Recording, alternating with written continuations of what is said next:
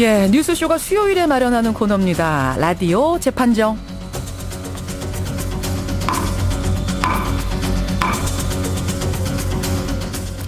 하나의 현안을 넣고 변론 대결을 펼친 다음에 우리 청취자 배심원의 판결을 받는 코너죠. 라디오 재판정. 오늘도 두 분의 변호사 나오셨습니다. 어서 오세요, 노영희 변호사님. 안녕하십니까. 금태섭 변호사님 어서 오십시오. 네, 안녕하십니까. 보통 변호사들은 한 해에 사건을 몇 개씩이나 맡아요? 다 다른가요? 예, 다 다르고 사건의 그 어려움 따라서 들어가는 시간이 달라서요. 아, 그렇군요. 그러면은 수임료가 뭐 적고 많고를 떠나서 개인적으로 더 애착이 가는 사건은 있기 마련이죠. 예, 당연히 네. 있죠. 예. 당연히 그렇죠. 올해는요.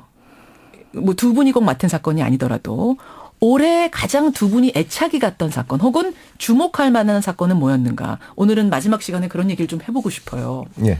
예, 준비를 해오셨습니까? 예. 송년 특집 놓쳐선 안 될 올해의 판결. 두 분이 꼽아오신 판결들은 어떤 건지 여러분 들으면서 참 올해 여러 가지 일들이 있었구나. 내가 생각하는 판결은 이런 거였다. 생각을 좀 짚어보시죠. 먼저 금태섭 변호사님. 첫 번째로 꼽아오신 사건 어떤 겁니까? 예, 그 산케이 신문 가토 특파원에 대한 무죄 판결을 말씀드리고 싶습니다. 예, 뭐 법률적으로는 뭐 여러 가지 중요한 판결이 있는데 그냥 일반적으로 우리가 법률에 대해서 전문 지식이 없더라도 생각해 볼 수 있는 판결인데요. 예. 세월호 참사 당일 박근혜 대통령의 그 7시간 동안 뭘 했나 이와 관련해서 명예훼손 혐의로 기소된 그 산케이 신문 가토 다스야 전 서울지국장에 대해서 지난 12월 17일 무죄가 선고됐습니다. 그렇습니다. 예. 법원에서는 이 내용 자체는 허위인데 그것이 사인으로서의 박 대통령의 명예를 훼손했지만 공인으로서 대통령에 대한 비방 목적이 없다면서 무죄를 선고를 했죠. 그러니까 의도적으로 비방하려고 기자가 기사를 쓴 건 아니다. 예, 따라서 언론 자유가 더 소중하다. 이렇게 해서 무죄가 된 거죠. 판단을 한 건데 예. 이게 내용을 보면 좀 생각해야 될 점이 몇 가지 있습니다. 어떤 건가요? 일단 비방의 목적이 없다는 이유로 무죄를 선고한 것은 제 개인적으로는 굉장히 다행스럽게 생각을 합니다. 예. 다만 지금 이런 게 문제가 될 때니까 정부의 정책에 대한 비판이나 혹은 이런 식으로 뭐 그 어떤 의혹 제기를 했을 경우에 정부에서 명예훼손으로 기소를 해서 재판에 붙이는 경우가 너무 많은데 이 경우에 법원에서 그 사실관계를 하나하나 가려줍니다. 말하자면 비방의 목적이 없으면 무죄다 이렇게 하면 순논리적으로 봤을 때는 설사 이게 허위라고 하더라도 비방의 목적이 없으니까 무죄다 이렇게 해주면 되는데 박근혜 대통령이 실제로 7시간 동안 청와대에 있었다 이런 식으로 하면서 법원이 말하자면 정부의 입 역할을 해주는 겁니다. 이것은 대단히 안 좋고 예전에 광우병 PD 사건 수첩 때도 무죄를 선고하긴 했지만 뭐 미국산 소고기에 위험이 없다. 그때 미국에서 그 사망한 환자가 뭐다 이런 걸 다 해줬는데 그렇죠. 이렇게 되면 정치적으로 해결할 문제들이 전부 법정으로 가게 되는 거죠. 또 하나는 현실적으로 이제 저처럼 법을 다루는 사람 입장에서 봤을 때 만약에 누가 저한테 그 명예훼손하는 말을 했으면 제가 뭐 근무 시간에 뭐 딴짓을 했다거나 하면 제가 고소를 하면 검찰에서 그러면 실제로 금 변호사는 뭐 하셨습니까? 이렇게 물어보거든요. 그렇겠죠. 그게 다 모든 사람이 겪어야 되는 관행인데 이 사건에서 법원이 한 번도 박근혜 대통령 측에 그럼 그때 실제로 뭐 했냐? 이렇게 묻지를 않았습니다. 잠깐만요. 그 부분은 제가 미처 생각 못했던 부분인데 그러네요. 금 변호사가 이제 소송이 걸렸어요. 근무 시간에 놀았다 이런 소송이 걸렸어요. 술 먹으러 갔다. 술 먹으러 갔다. 제 입장에서는 불러다가 금 변호사 그러면은 술 먹은 게 아니면 뭐 했어? 그럼 제가 그때 그 시간에 뭐 의뢰인하고 회의를 했습니다 이렇게 얘기를 하게 되는데, 그러니까 이게 법적으로는 어떨지 몰라도 일반 사람들이 보기엔 이거 대통령이라고 특별 대우를 하는구나 이 생각을 안 할 수가 없는 겁니다. 형평에 어긋나는 거죠. 그러네요. 또 마지막으로 이것도 또 크게 문제되는 건데 산케이 신문 가토 특파원하고 크게 차이가 나지 않는 사실로 기소당한 일반인 중에 대통령에 대한 명예훼손으로 뭐 몇 개월씩 구속돼 가지고 있었던 사람들이 있습니다. 실제로 유죄 판결이 났고요. 그리고 이 가토 지국장이 쓴 칼럼이 조선일보 칼럼을 이제 바탕으로 인용한 건데 조선일보의 최보식 기자의 칼럼. 조선일보 최보식 기자는 수사도 안 당했지 않습니까? 그러네요. 그러니까 이게 어떻게 보면 말하는 사람에 따라서 이게 다 다르다. 그러니까 법이라는 게 일반인의 시각에서 봤을 때 누구는 가서 고생하고 누구는 구속도 되고 누구는 무죄 판결 받고 이게 안정성이 없어지는 거죠. 이게 지금 왜 이렇게 됐냐면은 네. 검찰이 수사를 뭐 알아서 수사해서 기소한 게 아니라 네. 한 보수적인 이제 시민단체에서 갓도 지국장을 소송 건 거죠. 그렇죠. 그렇게 네. 되면서 시작이 됐기 때문에 네. 조선일보 기자에 대해서는 안 걸고 네. 갓도에 대해서는 거니까 갓도만 재판을 받게 된 거죠. 근데 이게 뭐 피해자가 직접 건 것도 아니고 일반인이 건 건데 제가 생각하기에는 대통령이나 정부 측이 그 뭐 가토지국장은 그 국민은 아닙니다만 일반인이나 국민을 상대로 명예훼손으로 이렇게 법적으로 다투려면 적어도 당사자가 직접 의사표시를 해야 되지 않나 대통령 측에서 이거를 당했다고 하는 측에서. 제3자의 고발 형식을 취해가지고 하는 건 알겠습니다. 문제라고 생각합니다. 자, 올해의 판결 갓도지국장 무죄 판결 들어주셨는데 노영희 변호사 이 판결 어떻게 생각하세요? 뭐 무죄 나올 가능성이 사실은 상당히 있었다라고 판단이 되었습니다. 왜냐하면은 그 출판물에 의한 명예훼손 같은 경우에는 이제 비방의 목적이 있느냐 없느냐에 따라서 우리가 이제 보통 위법성이 조각된다 이런 말을 하거든요. 의도가 있었냐 아니냐? 그러니까 비방하려는 목적으로 한 게 아니라면 언론 본연의 예. 자세로서 이런 것을 알릴 의무가 있다라는 얘기인데요. 일반인 같은 경우에는 원칙적으로는 사실을 사람들에게 알려서 그 사람의 명예를 훼손하든지 아니면 허위 사실을 적시해서 뭐 명예를 훼손하든지 다 처벌받는 것이 맞는데 네. 다만 이제 언론의 특수 기능 같은 것들을 우리가 공익이라고 하는 것과 네. 연결시켜서 우리가 좀 봐주는 거죠, 말하자면. 그럼 무리한 기소였다고 노영희 변호사도 보세요? 예, 기본적으로는 그 이 사건에서 검찰이 기소를 했었을 때 언론이 얘기한 것에 대해서 왜 언론자유를 보장하지 않고 이렇게까지 무리하게 기소했냐라는 여론이 많이 있었고요. 결국 법원이 무죄 판결을 하고 검찰이 항소를 포기하면서 항소 안 했어요. 예, 그와 같은 의뢰가 어느 정도는 사실이었다 이렇게 또 인정이 되거든요. 첫 번째 판결 금 변호사가 뽑아주신 판결 갓도지국장 판결이었고요. 노 변호사님은 어떤 판결을 주목하셨어요? 올해? 저는 이제 올해 2월 26일 날 있었던 그 9년에 걸친 그 코레일의 KTX 승무원들 여자 승무원들의 그 해고 관련된 판결이 저는 사실 중요했다라고 생각을 합니다. 결국은 저 승무원들이 패소했잖아요. 그렇죠. 대법원에서. 예. 그러니까 2006년도에 이 그 오 모 씨 등이 그 해고를 당했는데 이 사람들이 34명이었죠. 그래서 예. 한국철도공사를 상대로 해서 자신들이 한국철도공사의 근로자라고 하는 것을 인정해달라는 확인 소송을 냈었습니다. 그렇죠. 그래서 1심하고 2심에서는 전부 이 KTX 코레일 승무원들의 주장을 받아들여서 다 원고들이 승소를 했는데 3심에서 갑자기 뒤집어졌습니다. 맞아요. 그래서 왜 그랬냐라고 하니까 이제 그 KTX 그 여승무원의 업무는 코레일 소속 직원들의 업무와 구분이 된다.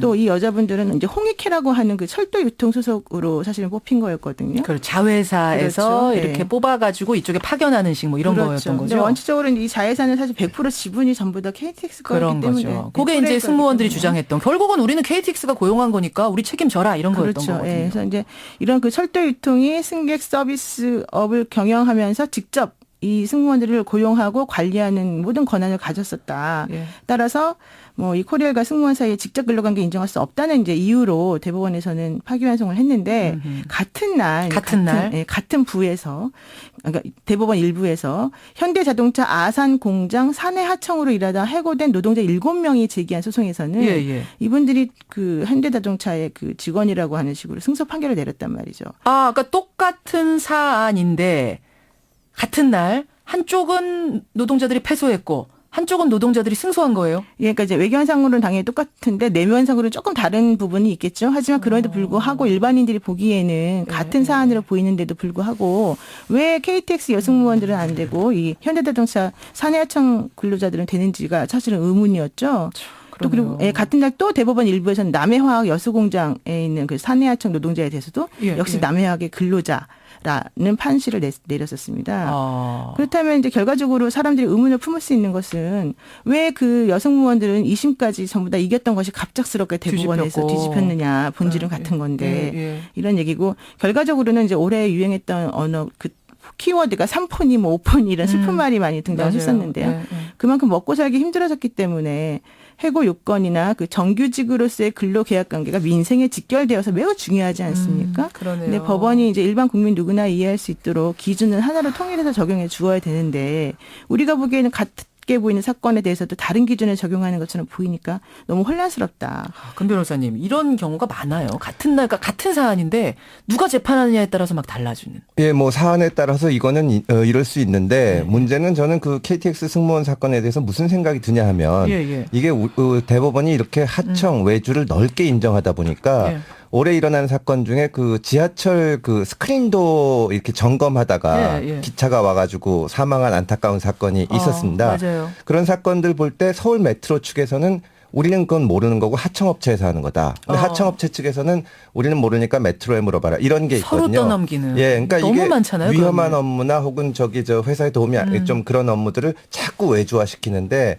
이거 여기 대법원이 이런 식으로 판결을 한 것은 참 상당히 잘못된 방향으로 가는 게 아닌가. 생각합니다. 게다가 더해서 지금 노영희 변호사님 지적해 준 것처럼 그나마 예. 또 판결이 달라져요. 다르고 누구는 그러면은 뭐 속된 말로 운 좋아서 이 판사한테 간 사람은 승소, 저 판사한테 간 사람은 패소. 이게 국민들이 납득할 수 있는 겁니까? 그러니까 노 변호사들이 생각하는 것 중에 하나가 이거가 있습니다. 판사 운이 좋아야 된다. 그런 말이 실제로 예, 있군요. 있습니다. 변호사가 실력이 좋다고 해서 무조건 이기는 게 아니고 증거가 있다고 해서 이기는, 물론 그 증거 있으면 이기겠지만 판사 운도 또 매우 중요한 판사 운. 변수다. 예, 이런 얘기가 있습니다. 고3들이 시험은 얘기하는 거랑 같네요. 올해 수능 쉬어서 난 됐다. 뭐 안 됐다. 네, 그렇습니다. 예. 아이고, 그래요. 두 분이 하나씩 꼽아주셨고, 두 분이 공통적으로 뽑은 올해의 판결도 하나 있네요. 어떤 분이 발표해 주시겠어요? 예, 뭐 그 법률가뿐만 아니라 온 국민이 제일 관심을 끌었던 건 역시 간통죄 위헌 결정이 아닐까 싶습니다. 간통죄 위헌 결정 참 큰 뉴스였습니다. 예. 그렇습니다. 오래 끌어온 뉴스기도 했고요. 예, 그러니까 지난 2월 26일 간통죄를 규정했던 형법에 대해서 헌법재판관 재판소 재판관 7대 2의 의견으로 이건 없애야 된다. 이렇게 그렇죠. 결정이 난 거예요. 많이 바뀌었습니까? 그 후로 어때요? 뭐 그 전부터 많이 바뀌었었는데 사실 현장에서 간통죄 사건 수사하다 보면 수사하는 사람 입장에서도 자괴감을 느낄 때가 많습니다. 왜요? 이게 진짜 막 완전 정말 그 현장을 잡기 전에는 이 다그칠 수밖에 없거든요. 둘이 같이 여관에 들어갔는데 안 했다는 게 말이 돼. 그러니까 인격 모독적인 말도 하게 되고 정말 그 형사사법에서 그 아주 없애야 될 장면이 많이 여기서 등장하는데 전 세계적으로 종교 국가가 아닌 다음에는 이 간통을 형사처벌하는 나라는 우리나라밖에 없었습니다. 그랬어요. 그게 이제 없어진 부분이 주목할 만하다. 노영희 변호사님 왜 꼽으셨습니까? 저 판결을. 기본적으로 이 패러다임이 변화했다라고 볼 수 있는데요. 이제 국가가 개인의 사생활에 지나치게 관여해서는 안 된다라고 하는 그 의식의 전환이라고 하나 이 법 쪽에서 그런 것들이 사실은 좀 중요하게 대두된 사건이 아닌가 이런 생각이 듭니다. 왜냐하면 원칙적으로 법이라고 하는 것은 도덕하고는 구분이 돼야 되는 것이거든요. 도덕이라고 하는 것에 대한 비난 가능성은 있을 수 있겠지만 정조 의무를 저버렸기 때문에 그것이 형법으로 처벌할 정도까지의 문제인 것인가라고 하는 거는 옛날부터 되게 논의가 많았었잖아요. 그래서 결과적으로는 이번 그 위헌 결정을 통해서 국가가 개인의 사생활하고 실질적으로 법을 적용시켜서 국민의 그 나라를 잘 이렇게 움직이게 하는 것하고는 구분해야 된다라고 하는 것을 보여준 하나의 계기가 되었다. 우리나라 어떤 법 역사로 봤을 때 뭔가 패러다임이 바뀔 정도의 굉장히 큰 상징적인 판결이었다고 보시는 거군요. 두 분 다. 그렇습니다. 근데 요거는 그렇게 됐지만 그 이혼 유책주의 파탄주의. 요거는 계속 유책주의로 가기로 한 거잖아요. 그렇죠. 아직까지는. 그런데 뭐 그 표 차이가 거의 안 났기 때문에 이것도 언젠가는 바뀌지 않을까. 이번에 뭐 최태원 회장 사건 가지고도 지금 시끄러운데. 그러니까 이미 결혼이 파탄난 사람은 이혼하게 해줘야 되느냐? 아니다. 이혼 피해 당사자가 인정하지 않으면 이혼 절대 못하느냐. 요거였거든요. 이 자리에서도 한번 토론해서 유책주의 주의하신 노 변호사님이 대승을 거두시는. 우리 아직 파탄주의 안 된다라는 쪽이 우리 완전 우세했어요. 뉴스쇼에서는. 근데 이 패러다임도 곧 바뀔 거라고 두 분은 보세요? 네, 근데 뭐 당장 바뀌지는 않겠지만 어쨌든 바뀌겠죠. 오늘 두 분과 함께 올해의 판결 한번 정리를 해봤는데, 하여튼 오늘은 누가 이겼다 이거 안 해서 좋네요. 두 분께 올 한 해는 어떤 한 해였습니까? 노영희 변호사님. 저는 제 입장에서는 사실은 좀 여러 가지 일이 되게 많았던 한 해였는데요. 지금 돌이켜 생각해 보면 그래도 뭐 무난하게 잘 넘어간 것이 아닌가. 내년 소망 어떤 거 있으세요? 내년 소망. 내년에 이제 우선 뭐 건강한 게 제일 좋겠고 저희 뭐 개인적으로는 가족이나 이런 분들이 좀 잘 살았으면 좋겠고 또 사회적으로는 사실 내년 총선이 있지 않습니까? 그렇죠. 총선에서 좀 제대로 된 인물을 우리가 제대로 잘 뽑았으면 좋겠다라는 소망입니다. 그래요. 개인적인 소망, 사회적인 소망. 금 변호사님의 한 해는 어땠습니까? 예, 뭐 올해도 보통 때랑 다를 바 없이 후회되는 점이 많은데 후회 없는 사람이 어디 있겠습니까? 이쯤 돼서. 변호사로서 생각을 하면 올해 있었던 판결 중에 오늘 얘기는 못했지만 그 대형마트 관련해 가지고 예, 대법원에서 그 법조문이나 작구에 그 매달리지 않고 이 마트나 이런 게 대형마트가 아니면 뭐가 대형마트냐 하고 아주 상식에 맞는 판결을 해준 게 있습니다. 아, 그거 김 변호사님이 하신 거예요? 아니요, 제가 한 건 아니고.